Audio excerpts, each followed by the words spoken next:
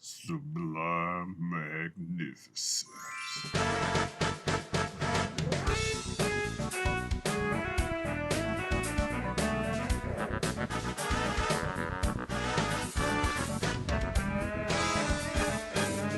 Hey guys, you know who it is, what's going on, when it's happening, where it's at, and why we're here today.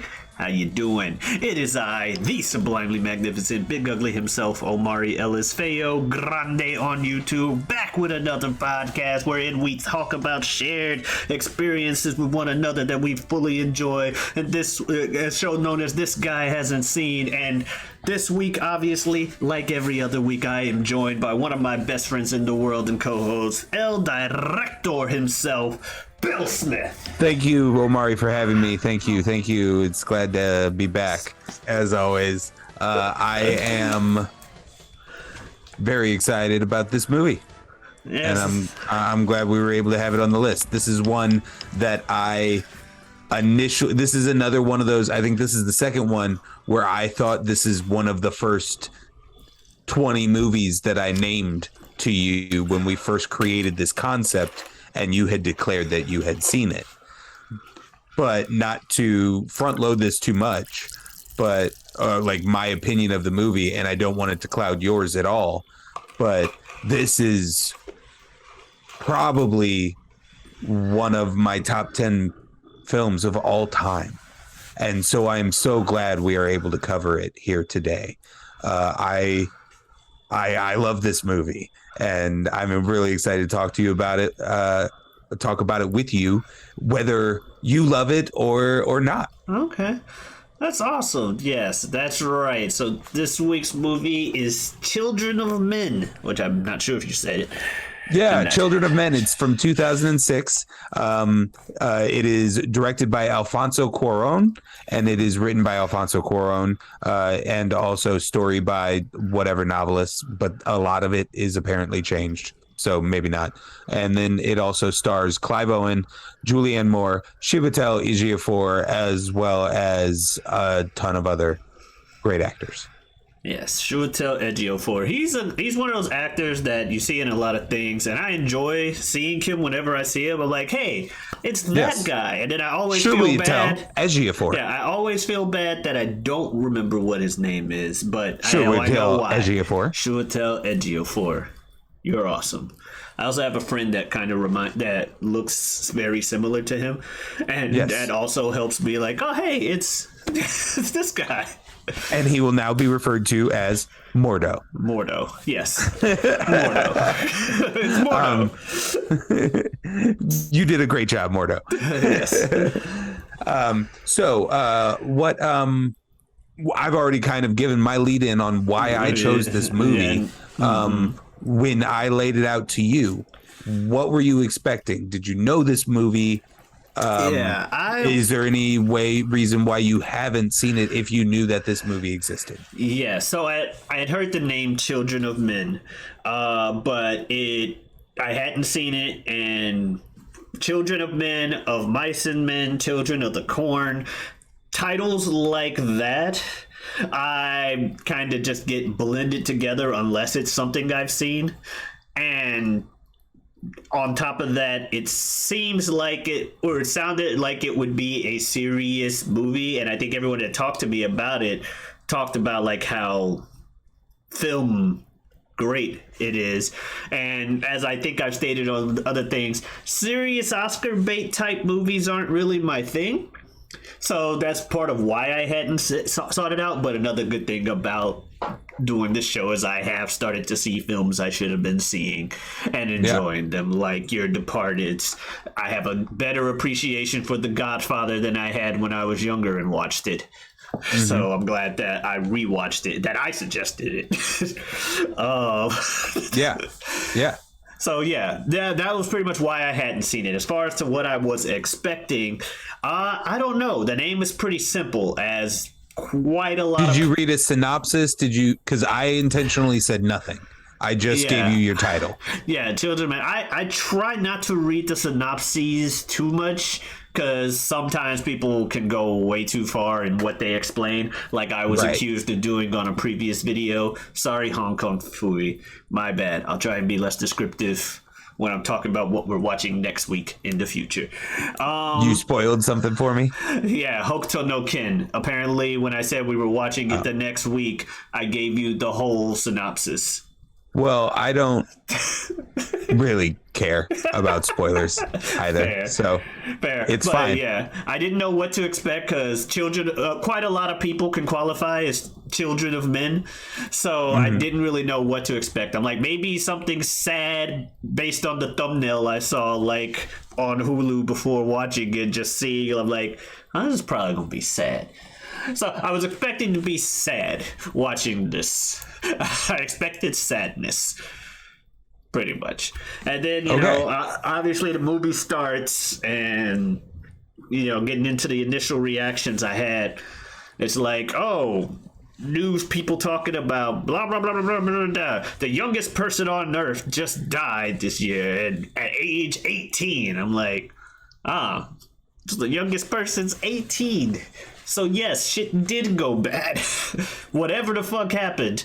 You know, you got this very dystopian future, and I'm still not sure what to make of what's actually going on, because it's literally just like Clive Owen living his life. Then he meets up with hippie Michael Caine, and I'm like, I didn't think I would ever see Michael Caine playing like a hippie type character, but here it is. It's hilarious. At one point, and now since you've gotten to, since in your initial reactions you've gotten to Michael Caine, curious at what point you may have noticed the particular filming style of this movie, where there is a lot of extremely long one takes.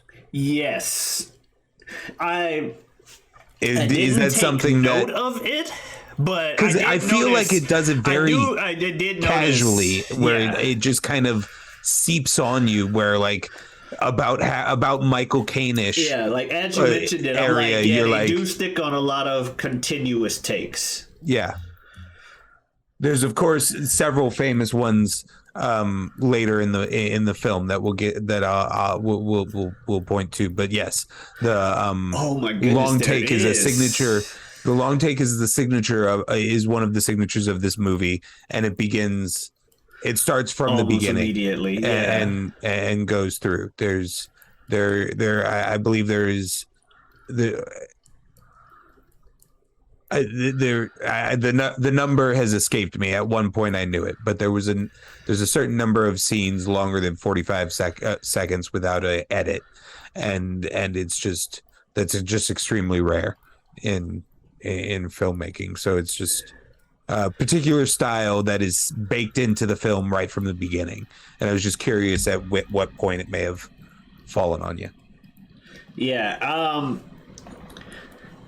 I don't know if I ever fully realized, like in the moment at least, that things were one takes. But like you said, you mentioned something about later on in the film, and as you mentioned it with the topic, I was like, oh, right. There was a lot of just that. So yeah. Yes. And it's not screaming it at you all the time. It's not a Birdman or a 1917 where it's trying to make the film look like it is entirely one take through meshing different secret edit points together and stuff like that. It has sequences where it cuts quite a bit to coverage in different moments and reactions, but there are a lot of scenes that are handheld, kind of documentary feeling, and just very long single take shots. Yeah, documentary type feeling. I can see this, a lot of that as well. So visually, you know, I gave it kudos for trying to set up the environment, at least visually. I feel like this was a very much a show not tell type thing when it came to this like movie and universe. Apparently, it's classified as sci-fi. Not sure how, but it is.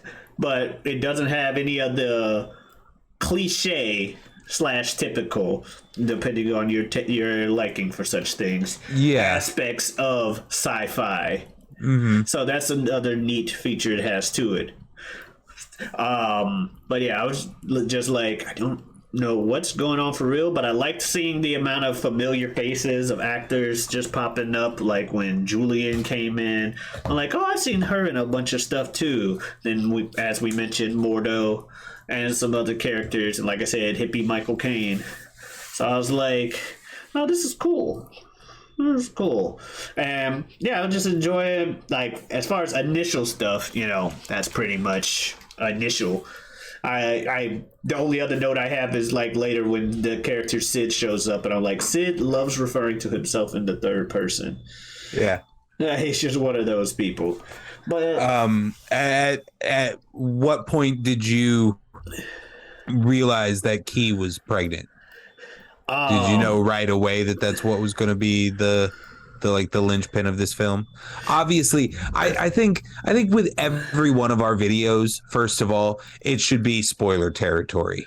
Anybody who watches these, we're watching these because we want to dissect these movies, and you probably shouldn't watch it without watching the film first or not caring about somebody dissecting that film before you watch it. Yeah, I just think, because the show is called This Guy Hasn't Seen. Like, right. Can you believe this guy hasn't seen this thing? It's kind of enticing people who have seen it to watch it in the first place.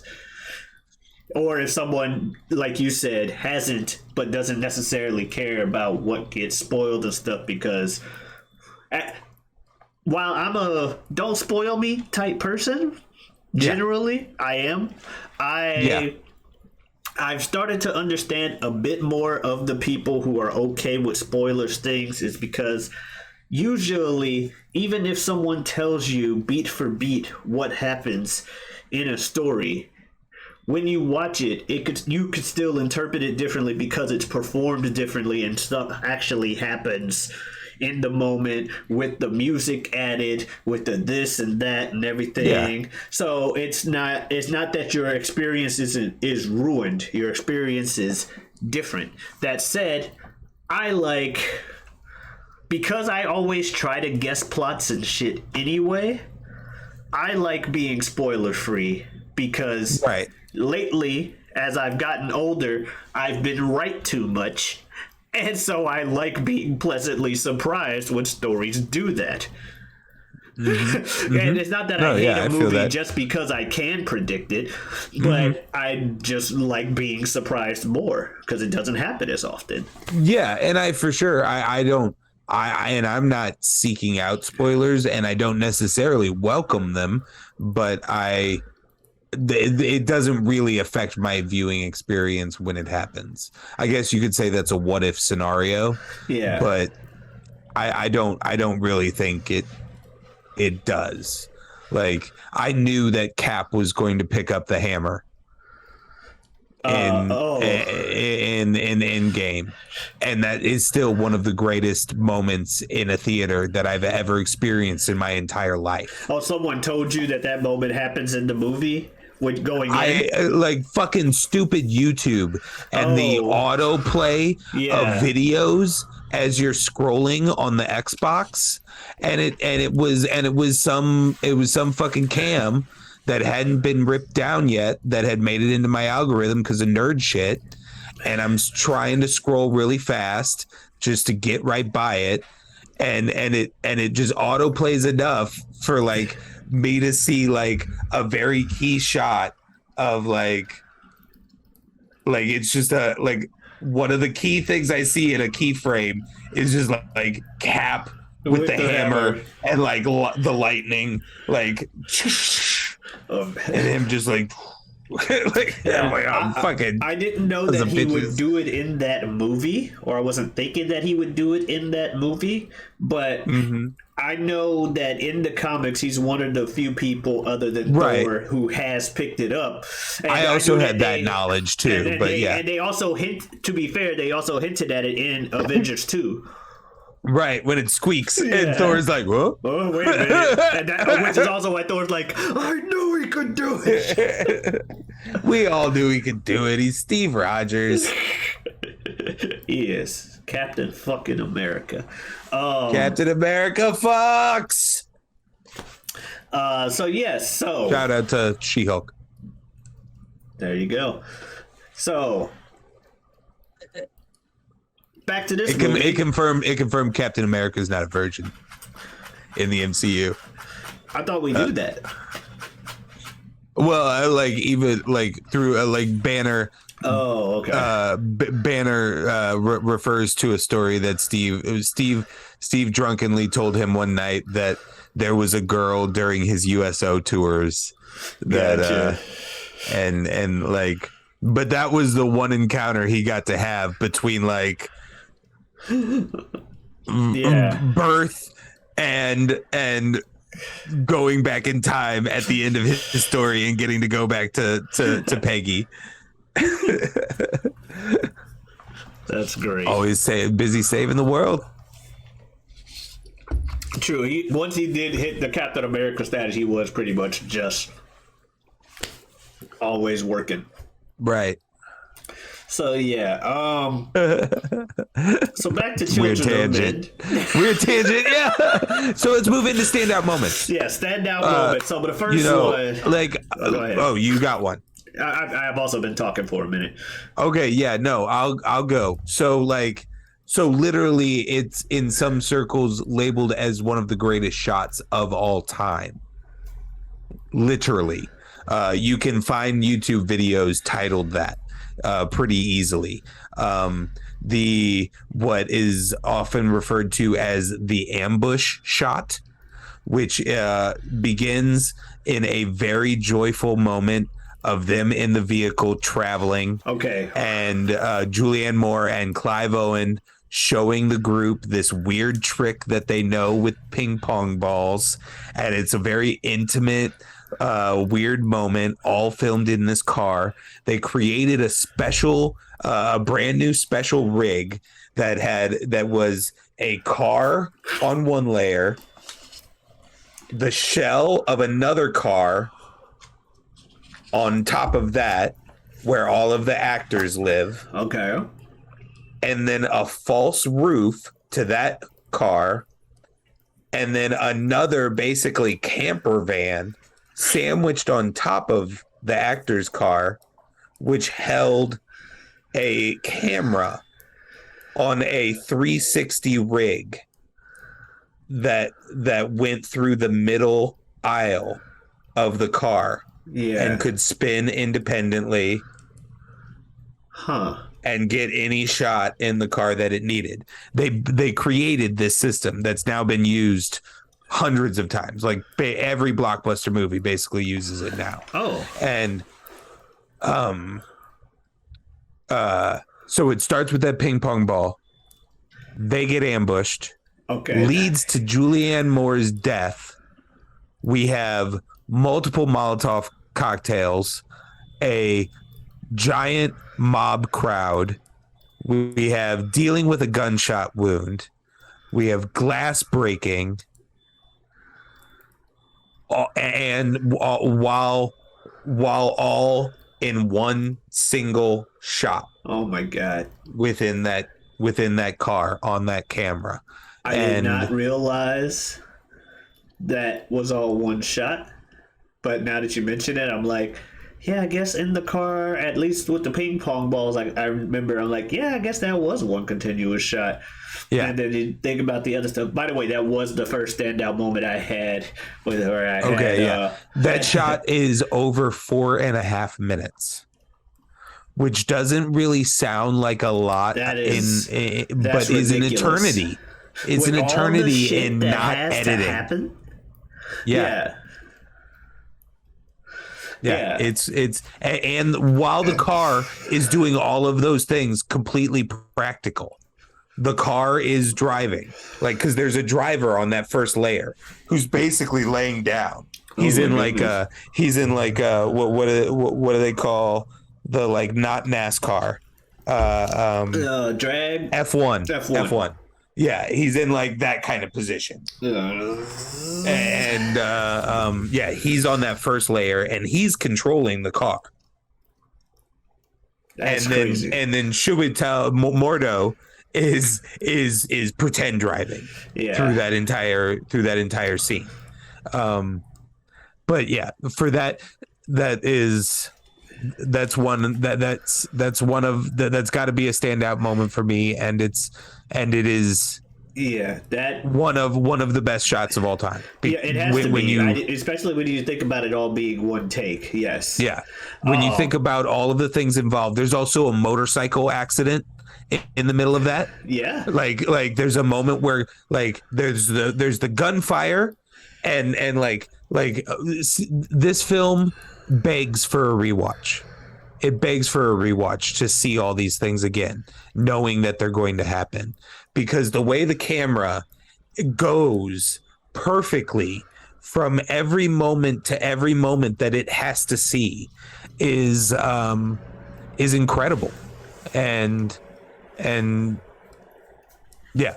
No, I agree with you. That's ridiculous. And you put it a lot more, like I said, that was also the first standout moment I had listed, but you put it a lot more eloquently than I did. I had random burning car and mob of people. Dead Julian? Dead Julian? Julianne. Well, that was the character's name was Julianne. Oh yeah, her name is Julian. I thought you were just getting her name wrong. No, because I mean, yeah, Julianne, yeah. Yeah, I thought you were just getting her real first name wrong. I forgot that the character's name was Julian. Maybe they did that on purpose. Yeah, who knows? Like I said, this is based on a novel, but all reports are like fucking Alfonso Cuarón openly admits that he didn't even read the book. Like somebody basically parodied the story to him. Like, first of all, it's not even female infertility, it's male infertility in the novel. Oh.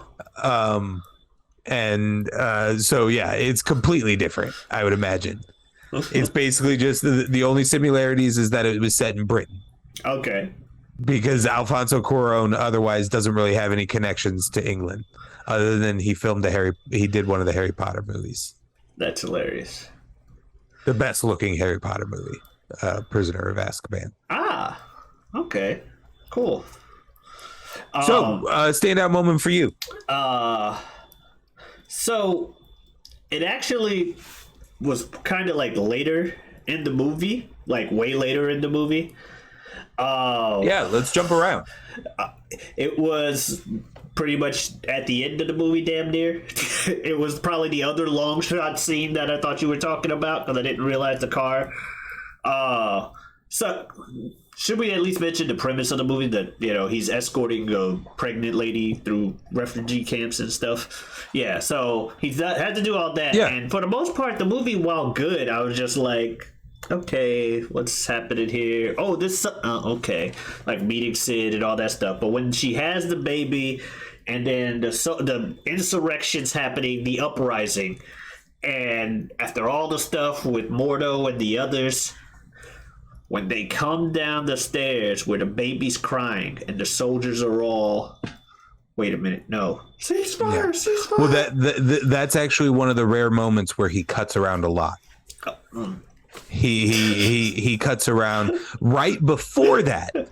Now right before that is the longest shot of the film. Them exiting where they had the baby, getting found by Mordo and his crew, Clive Owen getting shot at by soldiers and different militias and shit, and eventually making his way through that building and back to her. That entire sequence is one shot. That is over 6 minutes long. Jesus. And it contains multiple action sequences, multiple car accidents, live animals. It is insane. It's insane. The amount of choreography, and it's on another level. I can't even begin to imagine it. Just the amount of square footage that they cover through those 6 minutes is crazy. That's crazy. So, But yes, all that, your moment, but yeah, the ceasefire the moment. ceasefire as they come through, and then like they finally make it through, and just immediately, like the second they get out that building, they just go, okay, blah blah blah blah blah, and start shooting each other again, like Right. just instant. I'm like, Jesus Christ, these people. All it takes is one person to break the ceasefire, and then immediately it's just blah, blah, blah, all right back into it. Yeah, They're shooting over the baby's head now. yeah, because Yeah. everyone's agreeing, stop for the new baby. On both sides, they're like, no, we can't. We're not hurting. Can't fuck with the baby. Yeah. Right. And then obviously, so that was so I guess that whole thing then, especially with the battle before it being one take on top of all of that. Right. Yeah. I mean, yeah, we just add that in as my standout moment to backtrack. But yeah, that shot is also incredible. It's 2 minutes longer than the shot that I was just talking about. Ridiculous. It doesn't have the benefit of inventing a brand new piece of camera equipment that's never existed before. But it's still incredible and worth mentioning. But yes, that ceasefire moment is like the second you hear that woman's gentle song barely starting to like squeak out of her mouth, and you can just kind of hear it without, we haven't even seen her yet, but you can hear a little bit of that of some other language, and just what sounds immediately like a lullaby in tone and tenor. Yeah. And then you see her, and then, like I said, this is one of the few moments where Alfonso actually starts cutting, because he wants to show you all of these different people who are suddenly breaking from cover and standing right out in the open just to get a view of this baby.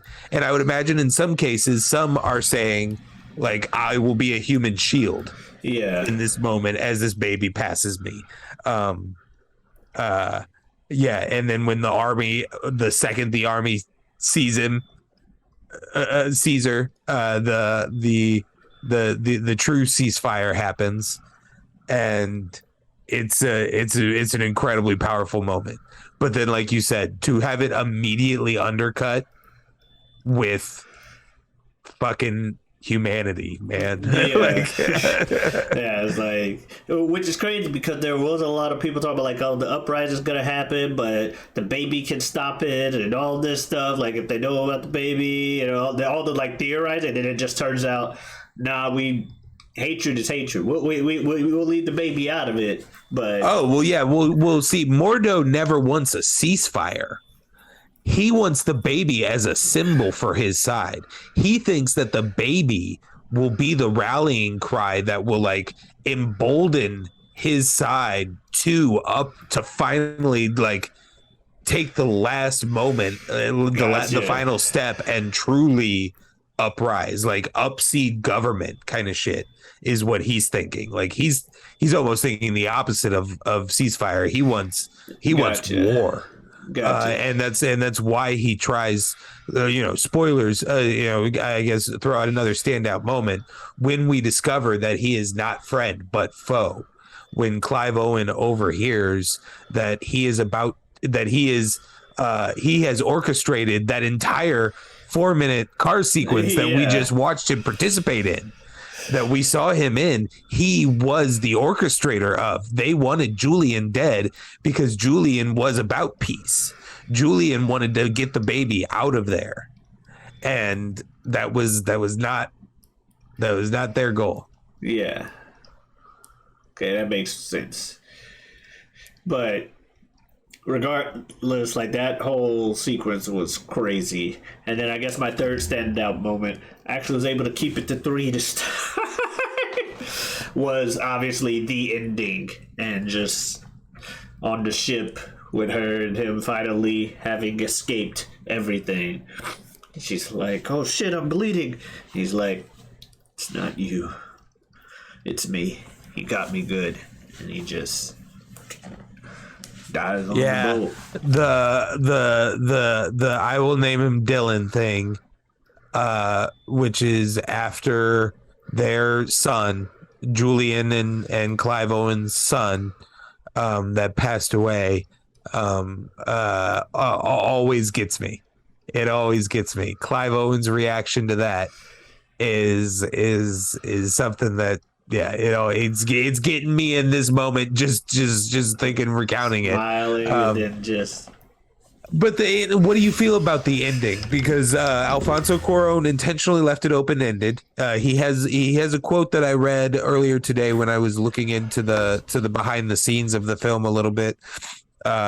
He has a quote that says he wants the ending of the movie to feel like the beginning of a movie. Like it's actually in his mind, the end of the movie is actually just the beginning of Key's movie. Oh, okay. Like we've seen Clive Owen's movie, and he didn't want to give you. Okay, like any idea that there'd be an ending. Yeah. I mean, you see the ship. Yeah. You see a ship. You see the coming. ship. You see the tomorrow. You see you see the words. Yeah, tomorrow's on the boat. Okay. You do see the ship tomorrow showing up. And at first when you said it's the beginning to a movie, I thought you would say he was trying to leave it ambiguous whether or not Theo died. I'm like, no, Theo looks pretty fucking dead. But no, I think he's saying that. I guess he's just saying it's the beginning of Key's story. Like, right. You don't need to have her backstory. Like, there was once a woman who's the first person to have a baby in 18 years. Or he doesn't want. He doesn't want like her backstory is Theo's story. But now that his story's over, we get to go to part 2. Right, and not to mean that he wants to make a sequel or anything. That's not. He's just like there wasn't. He didn't want this to be a movie where there's this epilogue of like, and then Key had the baby, and the world embraced them, and everyone started having babies, and everyone lived happily ever after. Like, he didn't want that. He wants their story to be out there in the wind. I thought it was funny though when he asked her, he's like, "So who's the dad?" And she's like, "I'm a virgin." He's like, "Yeah, what?" She's like, "Oh, I'm just fucking around. I don't know who it is." Yeah, I don't know. I've fucked a lot of dudes. I just thought it was funny. The accent helped that too. She was a great actress as well. I think everybody did a great job. Everybody. So, if we want to jump into our let's do. Do you want to do roles for this one? We can. I think you should play Sid. Sid, I could see a Sid. Sid knows way. Sid does also. Sid Anybody who refers to themselves in the third person, for some reason, I feel like Omari should be playing that role. I very well could. It'd either be something fun like that, or Jasper, or hell, I'd even be fine doing. Well, I'd be fine doing Luke. No, but you know what I mean. Luke would be a cool role to have as well. Yeah. Mordo. So yeah. But yeah, I can he see doesn't get to do a lot of fun stuff. But I like the idea of being. Yeah, he's just kind of the betrayer after the fact. I like being angry on camera. Okay. Yeah. And trying to do the intimidating, like the surprise like that whole thing. So I think Jasper's my role here. Yeah. I don't think I'm not gonna kid myself at any point and say that I'm a Theo. Yeah. I don't even think I'm a Luke. I think I'm a Jasper. And I'm happy with my role as a Jasper. No, Jasper, I think would be. I think Jasper's having the most fun. Pull my finger. Oh, R.I.P. I guess that's technically another stand-up moment, but yeah. And yeah, so that's that. So I guess we'll just get right into final thoughts. Why don't you hit him first? Yeah, I would say. So it's a good movie. At first, I was putting it. I wasn't really thinking about watching or if it was my cup of tea, but and the main reason was because I was a bit confused about how we got to this situation. Like the setting and everything played its purpose well, but also I wasn't sure what the title had to do with anything, considering the father of the baby is irrelevant. So children of men, just like what? So I was it's like a Bible quote reference or something. Probably. So I was a bit confused about it. Like maybe a couple minutes more spent on like why the women are fertile and shit and all this stuff, or maybe I missed that.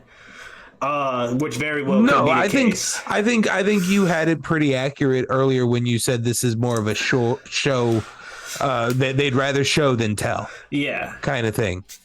Which is also I think that's incredibly accurate. Like I might have missed whatever key like things were shown in the thing to like, oh, this happened because of this, and then that and the other.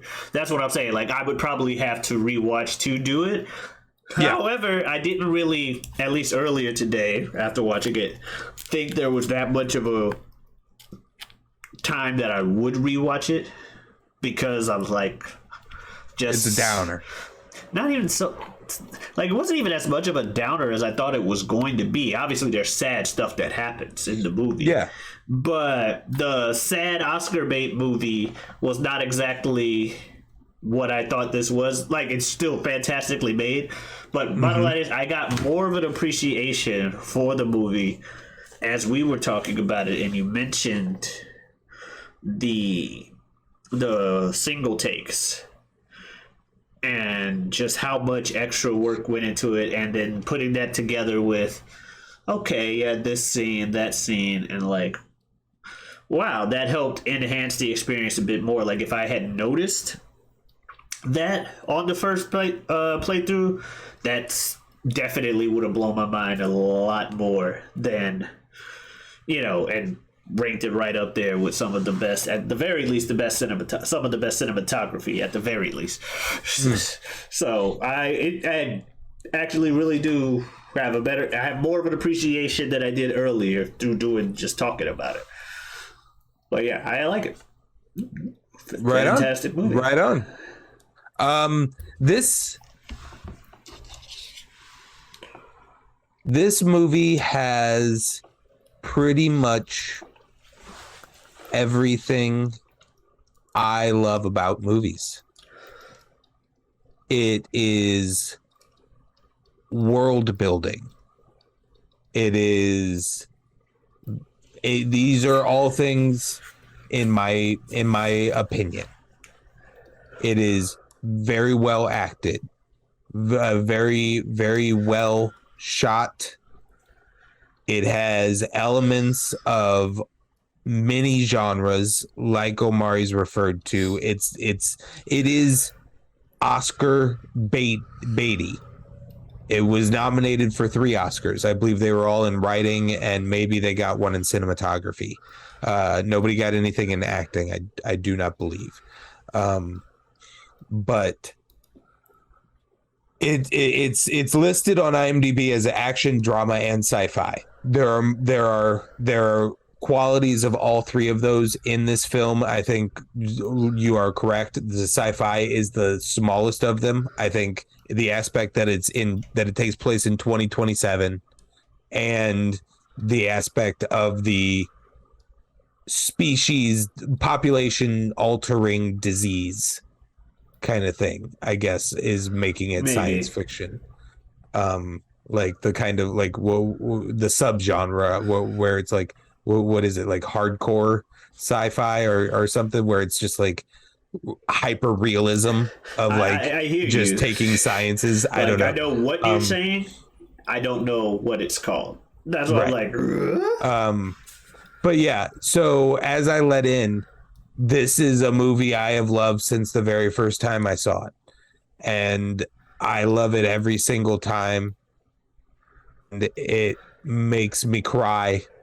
I can't tell you if I have ever not cried in the ceasefire scene or in the Clive Owen death moment when she decides that her baby's name will not be Bazooka, it will be Dylan. And this even has moments of levity. It really does. The moment the incredible 4-minute car scene shot begins with a very joyful moment between our like 5 main traveling crew at that time. And this is I can understand it not. There's a reason why it was only nominated for 3 Oscars and didn't win any. I can understand why it's not everyone's favorite movie. Wait, but it didn't win one for cinematography? No, it was only nominated for 3 and had no wins at the Oscars. It was nominated for cinematography, it was nominated for screenplay, and it was nominated for editing, which is funny that it's nominated for editing considering how little there was in it. But it was like, quality, not quantity, I guess. Yeah, but at least cinematography should have taken that. You invented a way to do the fucking thing. Yeah, and it's basically the standard way to film interior car scenes. If your movie has money, because obviously it's an expensive thing to do, it is the way to film interior car scenes now. Yeah, they not everybody's doing it in a giant one shot, but yeah, when you invent a way to do the thing you're nominated for, and it becomes that influential, you deserve the fucking Academy Award. For sure. So it turns out that's it. I love something else that had even better cinematography. I love it. I don't know. I don't know where exactly my top 10 lives, or even necessarily what it is. I couldn't rattle them off to you in one go. But right now, off the top of my head, at any given moment, if you grabbed me on the street and said, I'd say, "Oh my God, you're fucking insane!" But Eternal Sunshine of the Spotless Mind and probably Children of Men. Eternal Sunshine. So yeah, I love this movie, and I'm really glad I got to show it to you. I like Eternal Sunshine of the Spotless Mind as well. I have a friend that despises that movie, and part of me wishes I hadn't seen it yet so that it could be suggested for this, just so I could see his response so we could do an episode. Be like, see, people like this movie, and here's why. But no, I saw that for psychology class in college. That and Fight Club were 2 movies we watched for psychology class in college. It's more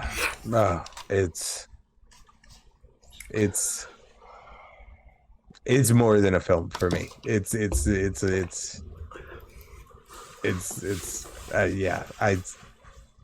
don't know if I could do an episode on Eternal Sunshine of the Spotless Mind. Well, we don't have to. It's everything. Because we both seen it. It's everything. All right. Well, yes. If you guys want to see more other things that we've seen, out there on the internet, obviously we got other shows on this channel or other episodes on this channel. Check it out. This guy hasn't seen. I also have other videos on the channel with a buddy of mine. When is Learn the Lore coming back? Eventually, this month. All right. Soon. TM. All right. But yes, I also have videos on this channel as well as another channel with a friend of mine who goes by the name of Super Jazz. Super Jazz. Thank you very much. Super Jazz. And I have a podcast called the Whatever We Want Podcast. You can find that on YouTube. New episodes every week, every Wednesday, just like this show has new episodes every week, every Tuesday. You can click right here and go to their recent video. Maybe. Make that happen, editor. Twitch and Twitter at Giotavi. That's GIOTAVI. Come on in, stop on by. Anything you want to say, folks, Bill? No. All right. Well, I guess that's it for today. You guys. Wait, what are we watching next week? I don't know. Was it supposed to be? I picked 2 weeks in a row. You said I wasn't picking next week. Oh, am I picking next week? Whatever, we'll find out later. Adios, miss.